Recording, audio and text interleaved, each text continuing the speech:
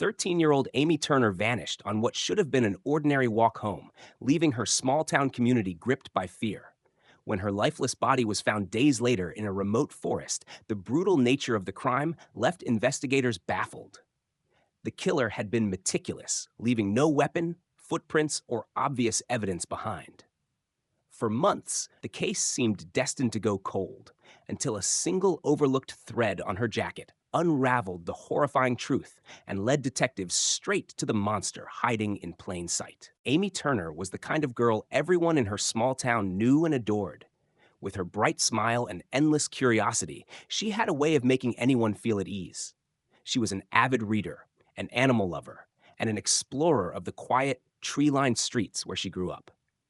Life in the town had always been predictable and safe, with neighbors greeting one another on porches and children playing in yards until dusk. But that sense of security was shattered on a chilly evening when Amy failed to return home from her friend's house. Her mother, who always trusted Amy to stick to her curfew, felt an uneasy pang when the clock ticked past 9. At first, she told herself it was nothing. Perhaps Amy had lost track of time. But as minutes turned to hours, dread began to set in. By midnight, the family was calling friends, neighbors, and eventually the police. The search for Amy began immediately. Dozens of community members volunteered, forming search parties that scoured the woods, parks, and quiet backroads of the town. Flyers with her smiling face and bright blue eyes were posted on every lamppost and storefront. Her schoolmates shared the news on social media, pleading for anyone with information to come forward. But the hours turned into days, and no trace of Amy was found. Each passing moment deepened the gnawing fear that something terrible had happened. For the Turner family, the waiting was unbearable. Amy's younger brother cried himself to sleep, and her parents could barely bring themselves to eat or rest. The town, once a bubble of safety, was now gripped by anxiety. 3 days later, the nightmare everyone feared became reality. A group of hikers stumbled upon a chilling scene in a dense patch of forest just outside town. There, hidden beneath a tangle of leaves and branches, was Amy's lifeless body. The discovery sent shockwaves through the community. Police quickly cordoned off the area, and forensic teams descended on the scene.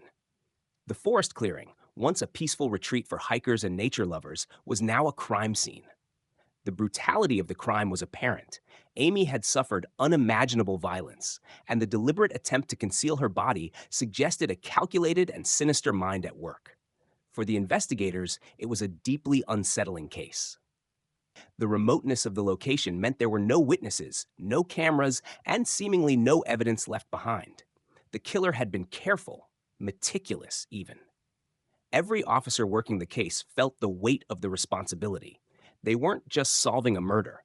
They were seeking justice for a vibrant young girl whose life had been stolen in the most horrific way.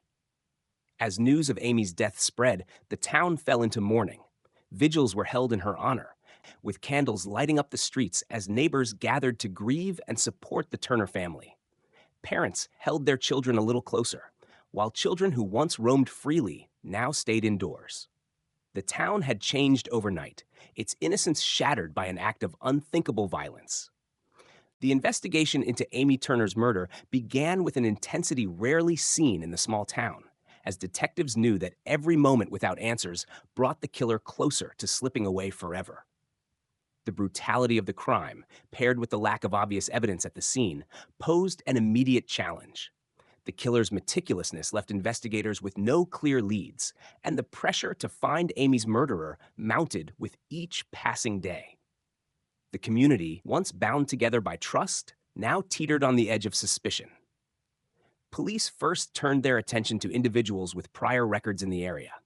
They interviewed every known offender, from petty thieves to those with histories of violence.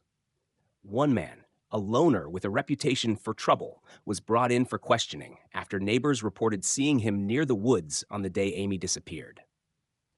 For a moment, it seemed the case might break wide open, but after hours of interrogation and forensic analysis, his alibi held up. He wasn't their man. The disappointment was palpable, and the cycle repeated as suspect after suspect was ruled out. The investigation then expanded to Amy's immediate circle. Friends, family members, and neighbors were questioned in painstaking detail. The police hoped to uncover a clue, anything that might explain how an ordinary walk home could end in such horror. Some pointed fingers at an estranged uncle with a rocky past, while others whispered about a teacher who'd recently moved to town. Amy's parents, still in the throes of grief, cooperated fully, but were heartbroken by the invasive nature of the process. Forensic teams scoured Amy's home and belongings for anything that might offer a hint, but nothing seemed to connect to the crime. It was as if the killer had vanished into thin air. Frustration grew as weeks passed without significant breakthroughs. The town's sense of unity was crumbling under the weight of paranoia. Parents no longer let their children play outside, and strangers were eyed with suspicion. Rumors swirled. Was the killer someone they all knew? Someone sitting quietly in church or smiling at them from across the grocery aisle? The uncertainty was suffocating.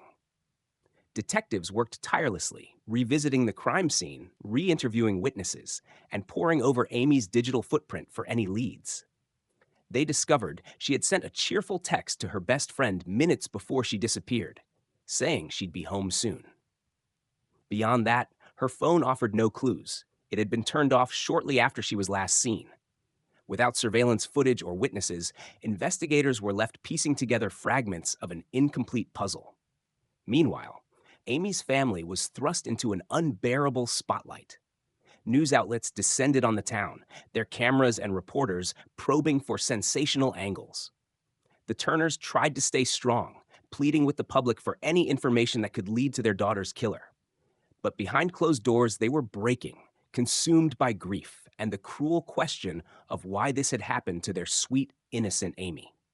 The search for answers was relentless, but with every dead end, it seemed her killer had slipped further into the shadows. Months into the investigation, with every lead seemingly exhausted, hope was beginning to wane.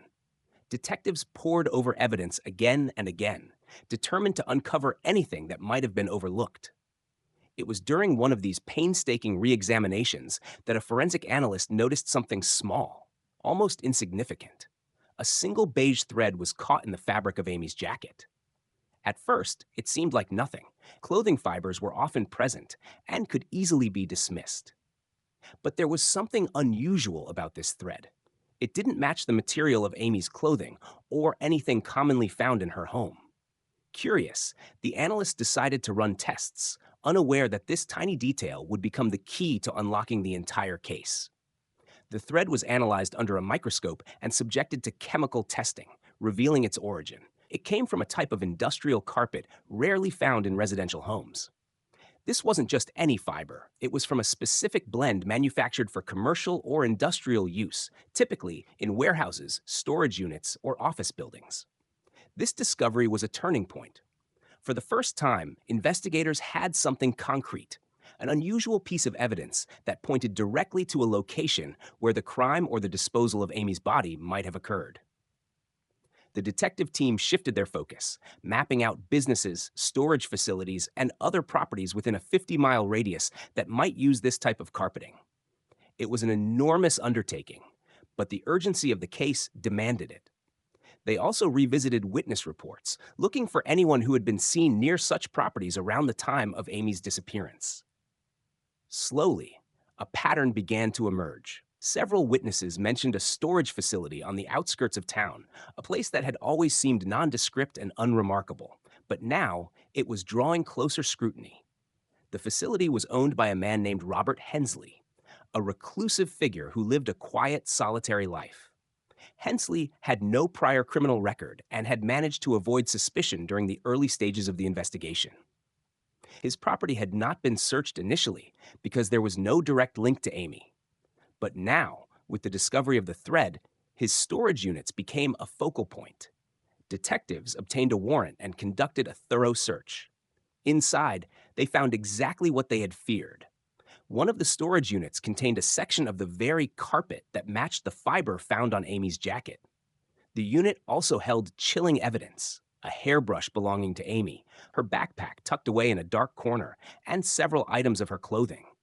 Forensic teams quickly collected samples, and DNA testing confirmed their worst suspicions. Amy had been in that storage unit.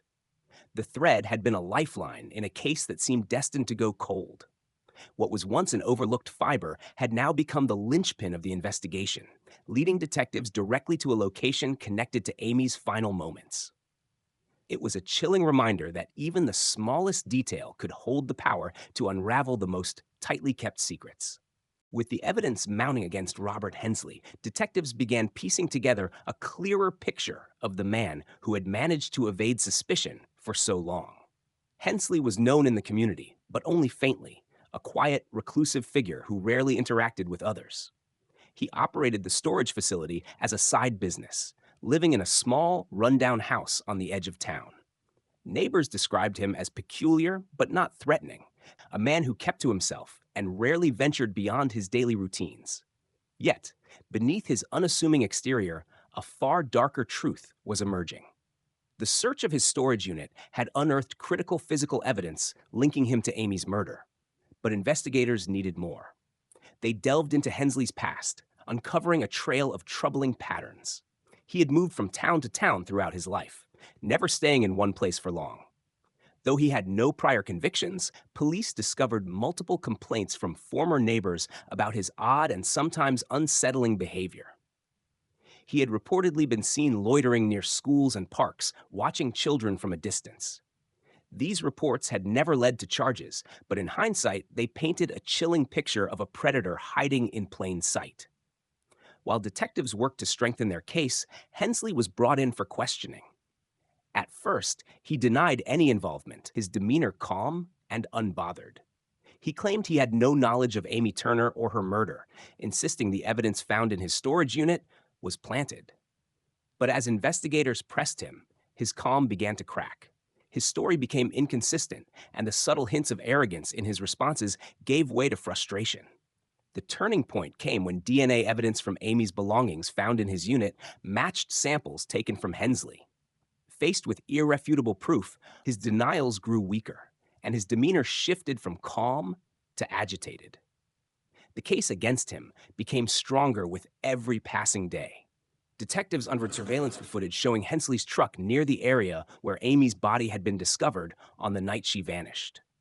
Witnesses who had seen the truck earlier but couldn't identify the driver now came forward with more details, describing its distinct dents and faded paint. It was enough to place him at the scene, bolstering the timeline that tied him to the crime. Meanwhile, forensic experts analyzed the items recovered from the storage unit in greater detail. Among them was Amy's jacket, with fibers from the industrial carpet embedded deep into the fabric. This connection was the final nail in the coffin, proving that Amy had been inside Hensley's storage unit before her death. Investigators theorized that he had lured or abducted her, using the remote facility as the site of his horrific crime. As the evidence mounted, Hensley's mask of innocence crumbled. He was formally charged with Amy Turner's murder, and the small town that had lived in fear for months could finally breathe a sigh of relief. The thread that had almost been overlooked had become the key to solving the case, pulling the killer out of the shadows and ensuring that justice would be served. Robert Hensley's arrest brought a mix of relief and horror to the small town. For months, they had lived with the fear that a predator was among them, and now they knew who he was. The evidence against him seemed overwhelming. DNA, surveillance footage, and the chilling discoveries in his storage unit all pointed to his guilt. The case appeared to be closed, and Amy Turner's grieving family finally began to feel that justice would be served. But as the trial approached, an unsettling series of events began to unfold, leaving everyone questioning if the full truth had been uncovered. Hensley's defense team mounted an aggressive strategy, claiming that the evidence had been mishandled, and the investigation rushed in the police's desperation to solve the case. They argued that Hensley's storage unit had been accessible to multiple people and suggested that someone else had framed him. While this claim seemed far-fetched to most, it planted a seed of doubt in the minds of some jurors and the public. The prosecution, confident in their case, pushed forward with their narrative. But as they delved deeper into Hensley's life, they stumbled upon something unexpected: an accomplice. Hidden within Hensley's personal records was a trail of payments to an individual named Carl Dunn, a drifter with a history of petty crimes. Dunn had worked odd jobs at the storage facility and was known to have been in contact with Hensley around the time of Amy's disappearance. When investigators tracked Dunn down, his initial denial crumbled under pressure. He admitted to helping Hensley clean the storage unit shortly after Amy's murder, but claimed he had no idea a crime had occurred. He insisted that Hensley had paid him in cash and warned him to keep quiet. Dunn's testimony painted a darker picture of the crime. According to him, Hensley had been watching Amy for weeks, planning her abduction in meticulous detail. He described how Hensley had used his position at the storage facility to create a secluded space where no one would hear or see what happened. Dunn's revelations were damning, but they also raised questions. Could someone else have been involved? Was Hensley the sole mastermind, or was there a larger, more sinister network at play? The trial was tense, with both sides presenting compelling arguments. The prosecution relied on the mountain of evidence tying Hensley to the crime, while the defense leaned into the possibility of Dunn's greater involvement. In the end, the jury found Hensley guilty of first-degree murder, sentencing him to life in prison without parole. The Turners finally had the closure they had sought for so long, but it came with lingering unease. Months after the trial, a routine review of unsolved cases in nearby towns uncovered a disturbing pattern. Similar disappearances had occurred over the years, each involving young victims and each leaving behind little evidence. Carpet fibers identical to those found in Amy's case appeared in two of these investigations. While Hensley was locked away, investigators couldn't ignore the possibility that he had either acted before, or worse, that someone else was still out there, using the same methods, learning from his mistakes, and continuing his horrific legacy. What had seemed like an isolated tragedy was now linked to a far-reaching web of darkness, leaving the town to wonder if the true nightmare had only just begun.